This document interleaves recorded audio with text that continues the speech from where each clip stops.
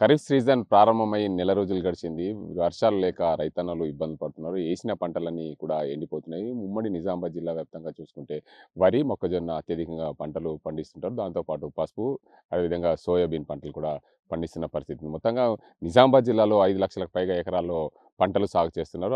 అత్యధికంగా వరి 4 లక్షల పైగా ఎకరాల్లో సాగుకు సిద్ధమైంది రైతాంగం. మరోవైపు 1,00,000 ఎకరాల్లో పసుపు, మొక్కజొన్న, సోయా పంటలు వేసేందుకు రైతులు సిద్ధం చేసుకున్నారు. ఇప్పటికే రైతులు కూడా చాలా భూముల్లో పంటలు కూడా వేసిన పరిస్థితి ఉంది. దానికి అందరికి సంబంధించి నిజామాబాద్ జిల్లాలో అత్యధికంగా చూసుకుంటే లోటు వర్షపాతం 13 మండలాల్లో లోటు వర్షపాతం ఉంది. దానివల్ల రైతాంగం పూర్తిగా ఇబ్బందులు పడుతున్న పరిస్థితి ఉంది. రైతులు కూడా ఇప్పటికే వర్షాల కోసం ఎదురు చూస్తున్న పరిస్థితి అయితే నెలకొంది. పూర్తి స్థాయిలో పంటలు వేశారు. ఆకాశానికి ఎదురుచూపుగా చూస్తున్న పరిస్థితి. ఇక్కడ మనతో మాట్లాడేందుకు రైతులు ఉన్నారు. వారిని చెప్పండి, మీరు ఏమేమి పంటలు వేశారు, ఏంటిది?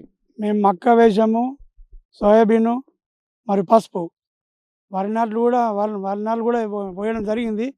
వర్షాలు లేక మాకు అన్ని రకాలుగా ఇబ్బంది జరుగుతుంది. ఏ పంట వేసినా చక్కగా మొలకెత్తడం లేదు. ఎందుకంటే వర్షాలు సరైన క్రమంలో పడితే అన్ని రకాలుగా పంటలు మంచిగా అన్ని విధాలుగా మంచిగా ఉంటాయి. ఆ వర్షాలు లేనప్పుడు ఒకసారి వేసినాం, దాన్ని మళ్ళీ చెడిపేసి మళ్ళీ వేసినాం, అయినా అవి మొలకెత్తడం లేదు. ఎందుకంటే వర్షాలు లేవు కాబట్టి, వర్ష పరిస్థితులు లేవు కాబట్టి ఈ విధంగా మాకు అన్ని రకాలుగా రైతులకు ఇబ్బంది జరుగుతుంది. మీరు చెప్పండి, ఏమేమి పంటలు వేశారు? ఇప్పటికే మొక్కజొన్న మొలకెత్తలేదని చెప్తున్న పరిస్థితి అయితే ఉంది. ఏంది అసలు? అయితే ఇది ఇంతకుముందు వేసినాం, ఇది రెండోసారి కూడా వర్షాలు జల్లు పడ్డది, పోయింది. దానివల్ల మొలకలు బరాబర్ రాలేవు. మాకు గ్రౌండ్ వాటర్ లేదు, బౌలరు ఎత్తిపోతున్నాయి, చెరువుల ఆధారం లేదు, మాకు లిఫ్ట్ ద్వారా ఏది లేదు, మాకు కినల్ లేదు. ఏదే కానీ మాకు బాగా ఇబ్బంది ఉన్నది. మా రైతులకు ఈ పడకల్ గ్రామంకు బాగా ఇబ్బంది, అంటే బాగా ఇబ్బంది ఉన్నది. వాటర్తోని పూరా నష్టపోతున్నాం మేము. ఏమేమి పంటలు వేసినాం? మేము పసుపు, జొన్న, ఇది సోయా.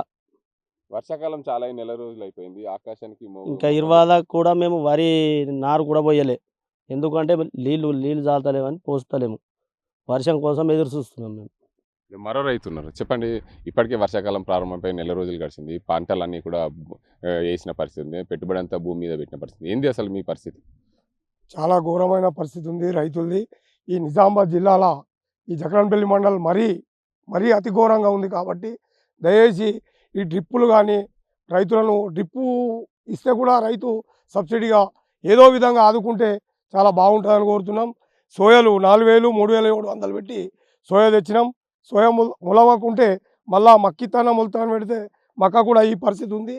చాలా ఘోరమైన పరిస్థితి ఉంది. గవర్నమెంట్ ఏదైనా కానీ కొద్దిగా రైతులను కాపాడుతుందని కోరుకుంటున్నాం. అంటే ఇప్పటికే రైతులకు మొత్తం భూమి మీద పెట్టుబడిని పెట్టిన పరిస్థితి. వర్షం కోసం ఎదురు చూస్తున్నారు. వర్షాలు పడకుండా అంటే ఏం చేస్తారు? వర్షాలు పడకపోతే వర్షాలు పడకుంటే రైతుది చాలా అతి ఘోరమైన పరిస్థితి. బతికేందుకు రానే పరిస్థితి ఉంది.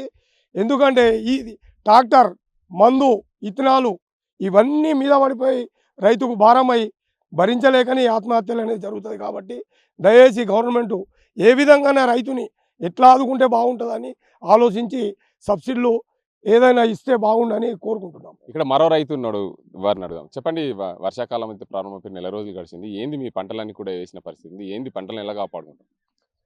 ప్రస్తుతము వాతావరణ శాఖ ముందస్తు సమాచారం మేరకు రైతు సోదరులందరూ జూన్ మొదటి వారంలో ఈ సంవత్సరం సాధారణ కంటే ఎక్కువ వర్షాలు అని చెప్పడం జరిగింది. దాన్ని దృష్టిలో పెట్టుకొని రైతులంతా ఎంతో సంబరపడ్డారు. దానికి పరిస్థితికి విరుద్ధంగా ఈరోజు నడుస్తున్నది. రైతు సోదరులందరూ పంటలు సోయా కానీ, మొక్కజొన్న కానీ, కూరగాయలు కానీ, పసుపు కానీ పంటలు రైతులందరూ సోదరులు భూమిపైన వేసేశారు విత్తనాలన్నీ. నీళ్ళున్న రైతులు అంటే 100కు ఒక 10% రైతులు నీళ్ళున్నాయి. మిగతా 90% రైతులు వర్షాధారం మీదే సాగుబడి చేస్తారు. కొద్ది గొప్ప నీళ్లు ఆ టైంలో ఉండే జూన్ ఫస్ట్ వీక్లో. ఇప్పుడు దినాలు గడిచిన కొద్దీ ఆ ఉన్న నీళ్ళు బోర్లు కూడా పొయ్యట్లేదు. నిమిషం పోస్తే అర నిమిషం బంద్ అవుతుంది. పంటలకు పారించుకోవాలని నీళ్ళు ఇవ్వలేని పరిస్థితి. ఇప్పుడు పరిస్థితి అంటే రైతుకు చాలా దయనీయంగా ఉన్నాడు.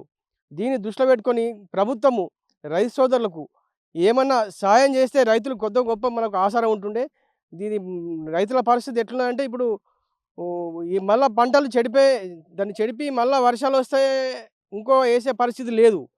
కావున దీన్ని దృష్టిలో పెట్టుకొని ప్రభుత్వమే ఆలోచన చేసి రైతు సోదరులకు ఏది బాగుంటుందో కొంత నష్టపరిహారం ఇచ్చినట్టయితే రైతులందరూ చాలా సంతోషపడుతుంది. మొత్తంగా చూసుకోవచ్చు రైతాంగం ఇప్పటికే పూర్తి స్థాయిలో పెట్టుబడి పెట్టారు. మొక్కజొన్న వేశారు. కానీ గతంలో ఇందులో సోయా పంట కూడా వేశాం. సోయా పంట వేస్తే మొలకెత్తలేదు. మరోసారి మొక్కజొన్న పంట వేశాం.